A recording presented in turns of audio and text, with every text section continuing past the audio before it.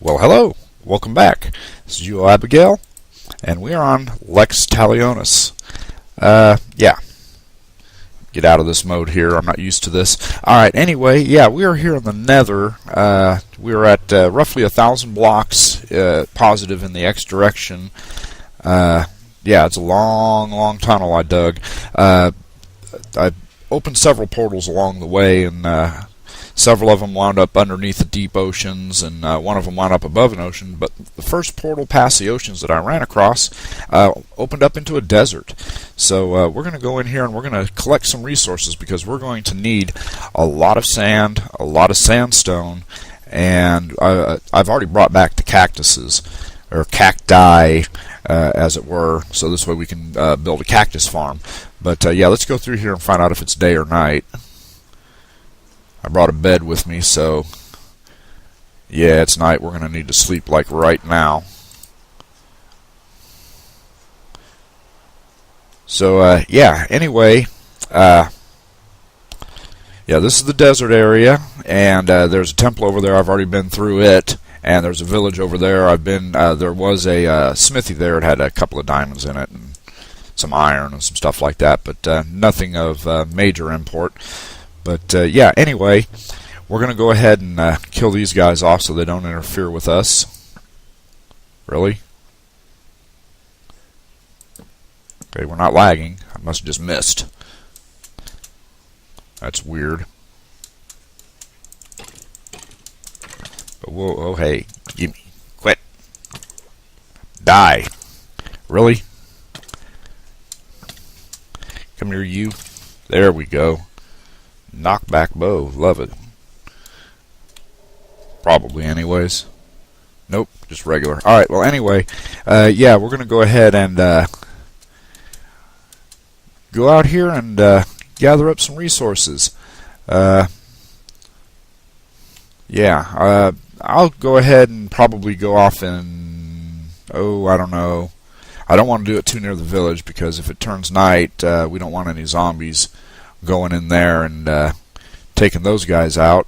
But yeah, I think we'll just go that way. I'll go ahead and leave a trail of torches so this way I can find my way back. And yeah, so anyway, I'm going to go ahead and gather up a bunch of sand, a bunch of sandstone, and I'll check back with you whenever I've got a pretty well full load of them. And we will head back. I'll show you the nether tunnel as well. It's nothing fancy, but there are, you know, there was a mine shaft in there. Actually, I'll go ahead and tell you about that real quick. There was a mine shaft in there. I went through it and finally did manage to find some watermelon seeds. So I've got some watermelon growing, and that's part of why I'm doing this resource gathering right now, is because I'm wanting to build watermelon and pumpkin farm in that underground area where we've got the chicken cooker. So we're going to add to that. So anyway, I'm going to go ahead and get to this. I'll probably go ahead and dig that down, and I will check back with you in a bit. Alrighty, well, we've got our inventory full of sand and sandstone, and apparently Rabbit decided he wanted to visit the nether. But anyway, we'll go ahead and run this. It's quite a long trip, but during this trip I can go ahead and talk about some of the plans for the next couple of episodes. We need to get a lot of our automated farms going, and now that I've gotten enough iron to finish off the industrial smelter, we're going to be able to start working on some of those farms. Now, that desert area might wind up being a perfect place for a squid farm, so we may work on that here pretty soon. Now, this bridge here, I built this, took a couple trips worth of cobble to do all of this. There's no supports up underneath, but if you take a look around, there is literally nothing on that side. And this bridge is quite long, actually, but I'm thinking that this may actually be a pretty good area, you know, if we was to get up in here and make us a zombie pigman farm nether version. So yeah, let's couple of magma cubes, looks like. Alright, well, anyway, yeah, we may have to clear out the roof section a bit, clear off all these spots where these pigmen are spawning. But yeah, I'm thinking this would work really well. We'd of course have to do something about this, maybe replace it with glass or half slab it or something. Right here you can see one of my other portals that I built. This one leads to an area above an ocean. So yeah, and I left the holes there so I could see that there was glowstone there. I may go through here later on and collect all of this. But as you can see, this is quite a long tunnel. And yeah, I ran into so much lava along here. I actually ran into more lava building this section up ahead than I ran into in the entire area from spawn to my base. So yeah, that was a little bit annoying. Now I've also this is below the ocean. There's a cave system there, and I went ahead and built a four-way intersection here. I haven't finished off this for it yet, but I'm figuring on going in that direction and in that direction and opening up some more portals, you know, like maybe 400 or 500 blocks in each direction. But for now, that's going to remain unfinished because I still have to widen this out. But anyway, yeah, you can see quite a bit of digging went on, and yeah, I got a lot of netherrack for smelting, which is in the process of being done now. This actually looks pretty cool here. It was a little bit harrowing because there was some gas around, and I didn't want to get knocked off while building this and wind up losing everything in that lava. But yeah, you know, I'm thinking if I was going to build an archway over this thing or whatever, I might want to actually have a window here so I could look out at that. Now we're almost to the other portal that leads to the mine shaft, and I'll go ahead and take us in there real quick so you can see. I got lost in there a couple of times and wandered around until I finally found my way out. But yeah, that was a lot of fun. As soon as I found those melon seeds, I evacuated immediately. No desire to lose those. Here's the below the ocean here that actually has the mine shaft. So we'll go ahead and take a peek at that real quick. This thing here wound up being there it is right there. Yeah, there's a crevice that goes all the way down through here, and it cuts across the mine shaft at several locations.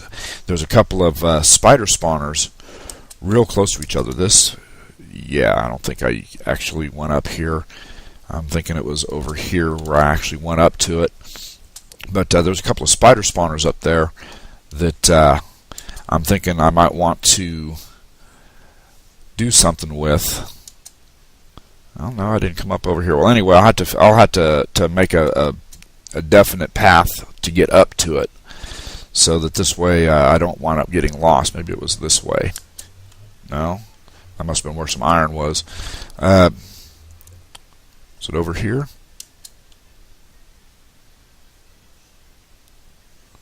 Ah, here's where I went up. All right, yeah. Well, anyway, I dug up around over here, and here we are. So yeah, this is how I got up here, and yeah, this place is nowhere near lit. It's still not safe. Creeper could drop down anywhere, so I'm gonna have to do quite a bit of work to get this thing going. But yeah, I'm thinking it would be a really good spot to do that double spider spawner, because they're like right on, you know, like one's like right here, and the other one's like 15 or 16 blocks that way. So yeah, I'll have to find those again and mark a path to them, and then we'll have a good source of string so that we can make some dispensers. And we're going to need those dispensers when we start working on the Guardian farm, because I'm going to try building the overpowered one that Doc M77 had posted. I really like that design, and it's quite challenging to build in survival. So yeah, that's my intent in that regard, and that's also partly why I'm getting the sand, because we're going to need both sand and glass in order to deal with the Guardian farm and clearing up that water and blocking off the walls, because I want it to be glass from just about from top to bottom. Yeah, and yep, full inventory, can't pick it up. Give me I'll take that. Well, anyway, I'm going to get back into... Oh, yeah, that reminds me. There's one other thing I want to show you. You can see that I've got the watermelon set up there. I also went ahead and put all the sand in here to be smelted up into glass. I'll have to make another trip out there just for straight sand to use as water displacement. But yeah, you can see over here the entire sorting system, including a thing for items that are not sorted out, a trash bin sort of. These are our fuel sources. See if I get up in there. There we go. The blaze rods, charcoal, or coal and then charcoal. But anyway, yeah, this is all set up and ready to go. And what happened here? Oh, okay, he's fine. Anyway, yeah, this thing is currently working on sand. Off he goes. And we got our furnaces running. They're currently smelting cobble. Looks like cobble almost throughout. Yeah, I'd unloaded a bunch of cobble into the system to kind of fill up those hoppers in the back. The reason I did that is because if I didn't, then the fuel efficiency would be terrible because you know, the first one, as the minecart's going on and makes its way all the way around and back, and you know, it drops 2 items in there and it'll smelt both of those, but then it'll be empty while the minecart is over there filling up on its way back. So the best way to run this thing is to fill up those hoppers with as much as possible and then smelt, and then whenever you're done, turn it off and let it fill up again. So yeah, we're going to do that for now. Now, what we're going to do in the meantime is I'm wanting to get this automated or semi-automatic cactus farm and pumpkin farm going.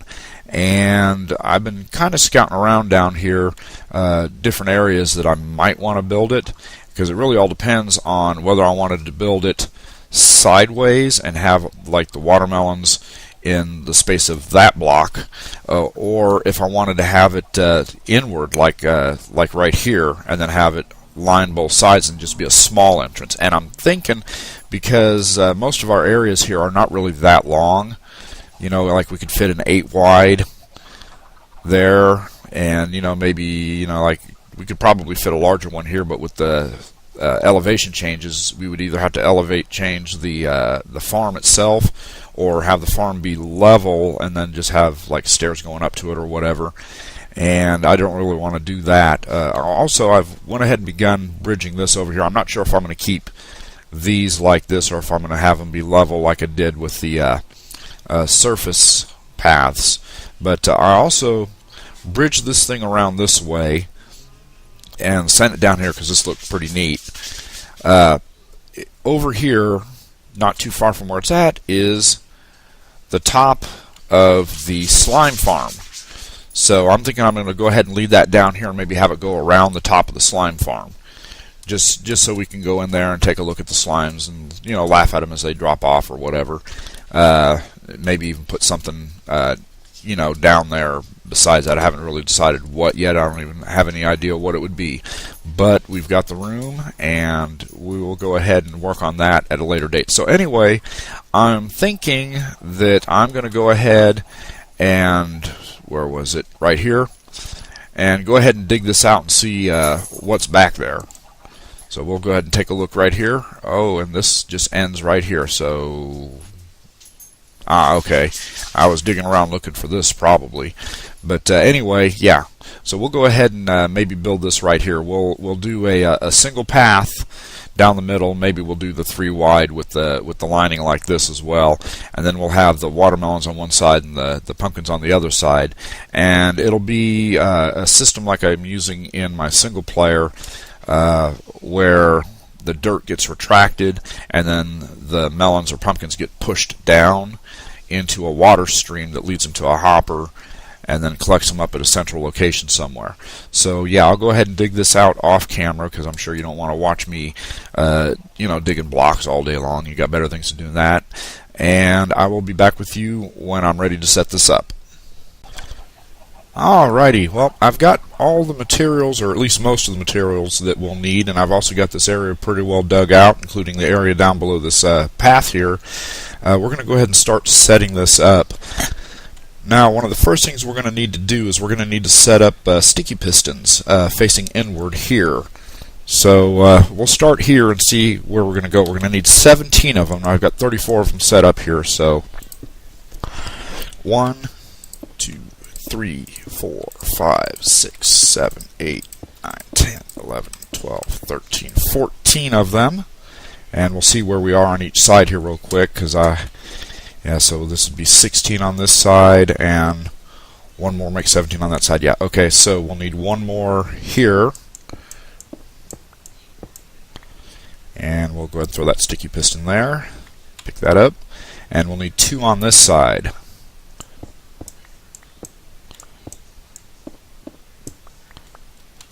And there we go. Now, attached to these sticky pistons, we're going to need to place some dirt.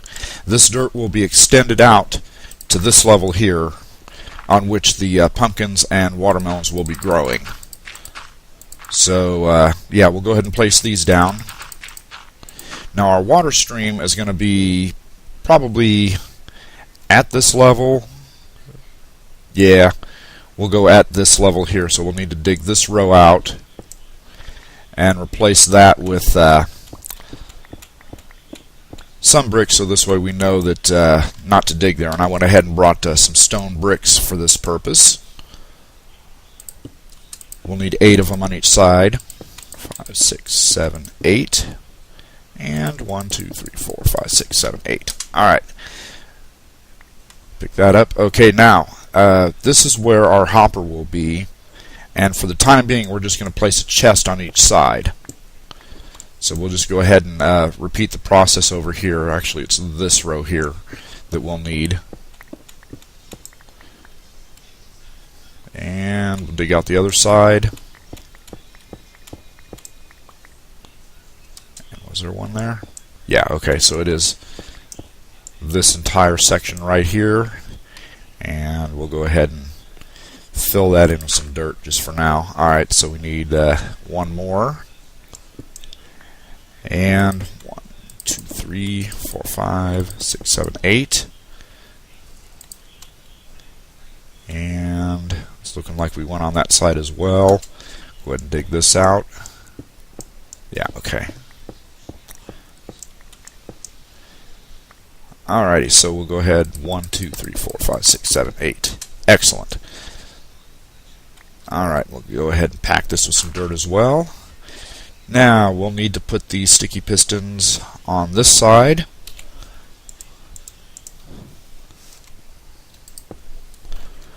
$17 of them. Ooh. Pay attention to what you're doing there, buddy. Alright. We'll go ahead and do this one from here. There we go. And we will place our dirt again. Fill that in.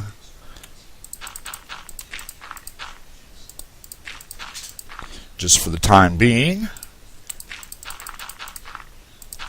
Alright, now, we know that we want to channel the water and we want to keep it in place, so we're going to go ahead and block this off. And this is where our hopper will be. So we will put a temporary block there. And I brought some hoppers. There's where the hopper will be. Go ahead and finish placing these stone bricks. And we will also need to block this side off with the stone bricks. So this way we do not disturb a water stream.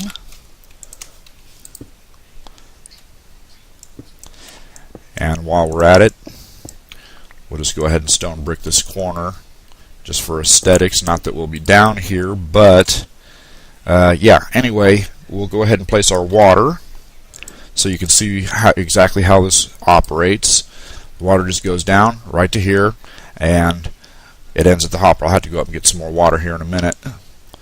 Let's see here. We'll just pillar up.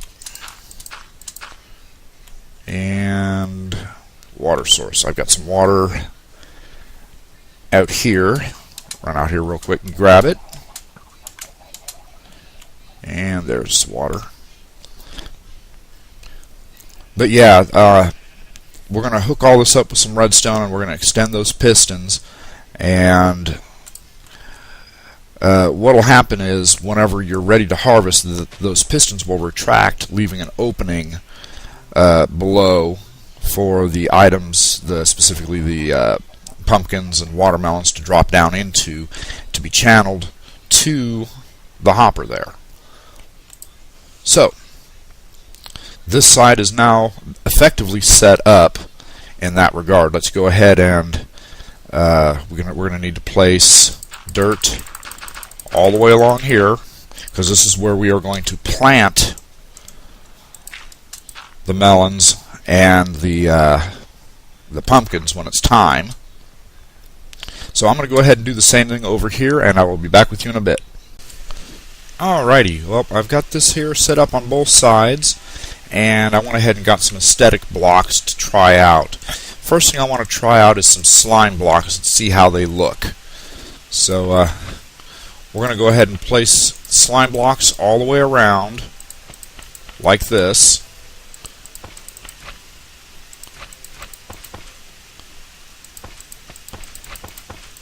And on top of these slime blocks, we're going to be placing jack-o'-lanterns.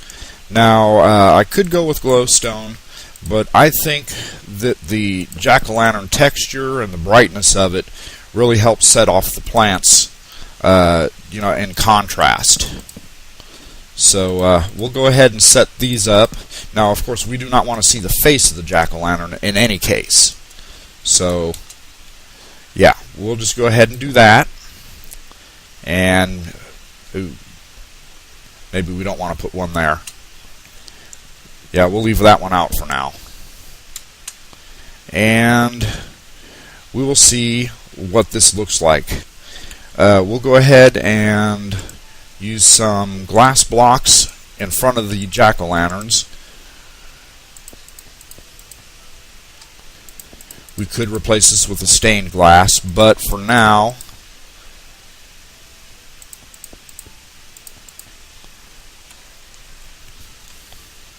and then on top of those, for now, we will place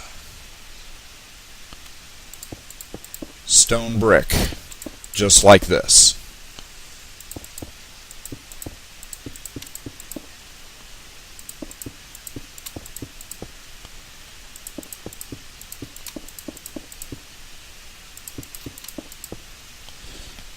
So when we come through here, we're going to see just an area down here with the plants and the, well, we'll say we'll plant the watermelons on this side, so we'll see the watermelons here. And there'll be either a button here or something like that, which will cause these pistons to retract. And you know what? I was wrong. Yes, I need a bunch more sticky pistons. I forgot. We have to have glass blocks here with sticky pistons there to push down. No, my bad. The sticky pistons are here and the glass blocks are here to push down. So yeah, we'll have to do that. I'll go ahead and correct this error and be right back with you in a bit. Alright, I have the pistons in place. These are all sticky pistons, and we're going to go ahead and plant the pumpkins. Get all these guys in place.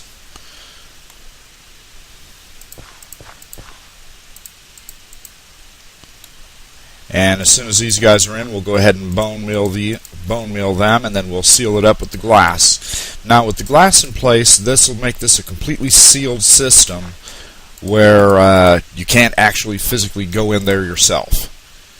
And you can see I put some andesite down there so that I could walk underneath there and place the pistons properly.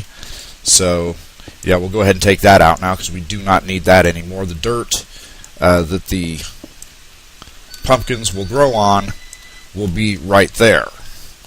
So we'll go ahead and we'll grab a stack of glass, not just 8, and we'll place the glass in, like that. But first we'll go ahead and also bone meal, so these guys will be ready for growth.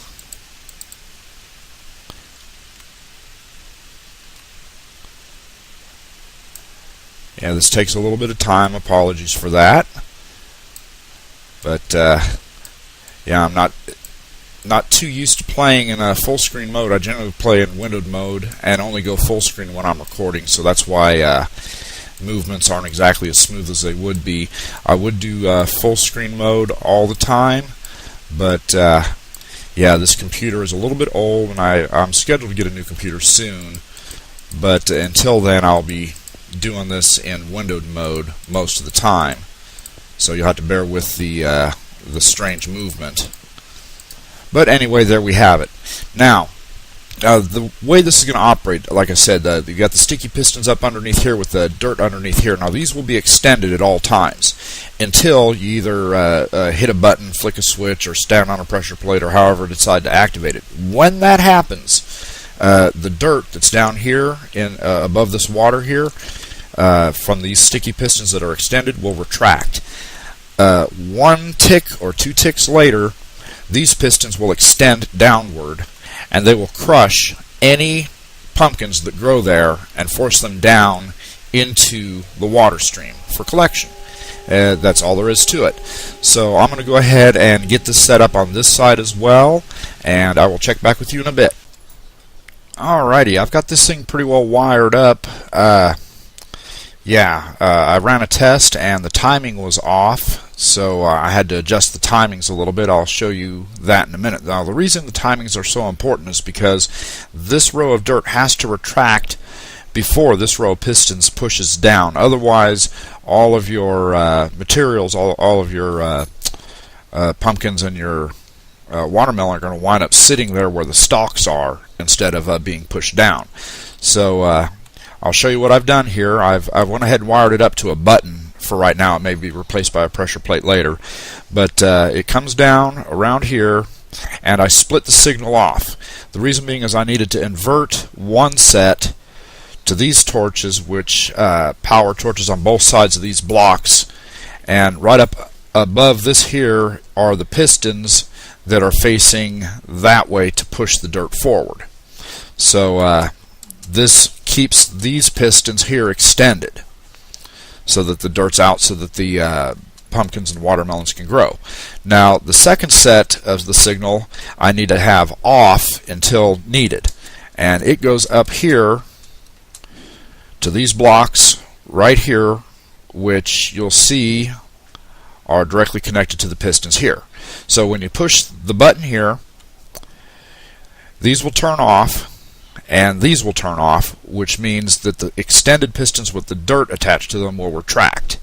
And just a second later, the pistons that are facing down will push down and harvest your melons and pumpkins for you.